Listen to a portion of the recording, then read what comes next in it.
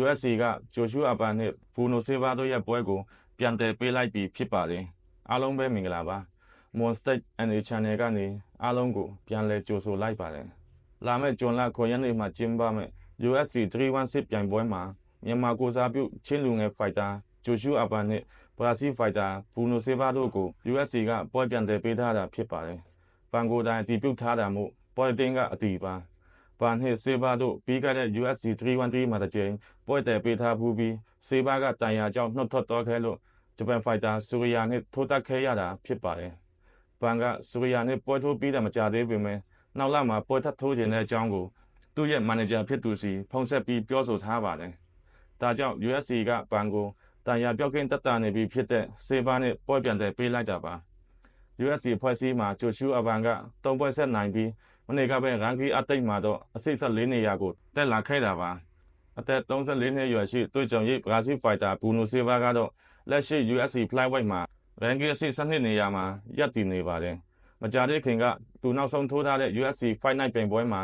မန်နယ်ကတ်ကို TKO နဲ့ရှုံးနိမ့်ထားတာဖြစ်ပြီးအဲပွဲမတိုင်ခင်မှာတော့ဆေဘာဟာ USC မှာ4ပွဲဆက်တိုင်းအလဲထိုးနဲ့နိုင်ယူက4ပွဲစလုံးဘောနက်စုတွေစက္ကူသိမ့်ပိုက်ထားပါတယ်ဘူနိုဆေဘာရဲ့ Professional NA မှတ်တမ်းကတော့14ပွဲနိုင်6ပွဲရှုံး2ပွဲတရေကြကတပွဲပွဲပြတ်ထားပါတယ်အနိုင်ရထားတဲ့14ပွဲထဲက6ပွဲကိုအလဲထိုးနဲ့အနိုင်ရထားပြီး4ပွဲကို6ကွက်နဲ့အနိုင်ရက4ပွဲကိုတိုင်ဆောင်ဖြတ်အမှတ်ဖြစ်အနိုင်ရထားပါတယ်သူနိုင်ရထားတဲ့ပွဲတွေကိုကြည့်ချင်းအဖြစ်ဘူနိုဆေဘာဟာ striking ပိုင်းနဲ့ ground ပိုင်းမှာမျှမျှတတဆော့တတ်တဲ့ fighter တယောက်လို့မြင်မိပါတယ်ဒီချိန်တော့ဘန်ရဲ့ပြိုင်ဘက်ဘူနိုဆေဘာဟာအရာမြင့်9ပေ4လက်မသာရှိတာကြောင့်ဘန်ကအရက်မောင်းပိုင်းမှာနည်းနည်းလေးအသာရထားတာဖြစ်ပြီးအမြဲတမ်း physical ပိုင်းကြောပေးပြီးထိုးရတဲ့ဘန်ဟာဒီချိန်မှာတော့ side to guide to fighter နဲ့ထိုးရမှာပါ USC ဖွဲ့စည်းကဂျိုရှူအပန်နဲ့ဘူနိုဆေဘာတို့ကိုမဖြစ်ဖြစ်အောင်ပွဲပြန်တည်ပေးထားပါတယ်ပထမချိန်တုန်းကဘူနိုဆေဘာနှုတ်ထွက်တော့လို့ဂျိုရှူအပန်ကဂျပန်ဖိုက်တာဆူရီယာနဲ့ပဲကစားခဲ့ရပါတယ်ဒုတိယချိန်ပွဲပြန်တည်ပေးတော့လဲဘူနိုဆေဘာမနှုတ်ထွက်ပါစေနဲ့လို့စန္ဒပြုမိပါတယ်ကဲဒီပွဲကိုလာမယ့်ဂျွန်လ9ရက်နေ့မှာကျင်းပမယ့်